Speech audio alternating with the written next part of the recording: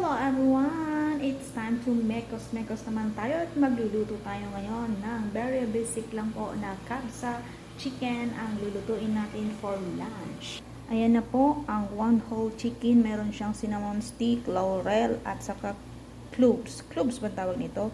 Tsaka lagyan natin tomato paste at nor cubes. And then, magluluto tayo ng beans. Ito yung aking beans, mga lodi. At meron akong nilabon dyan na kasaba. Kakainin ko mamaya habang tayo ay nagluluto. Ayan, aking minekos-mekos na po ang sibuyas, bawang, kamates. Dito rin sa kabila, ito po ay para sa ating beans, guys. O, ayan, habang ako yung nagme-mekos-mekos dyan, nagigisa, kakain tayo ng kasaba. Sobrang matigas ito siya, guys. Ilang oras ko din siyang pinakulan, pero sadyang matigas siya. Ganito na talaga yung lasa niya siguro, or yung texture niya matigas. Pero masarap.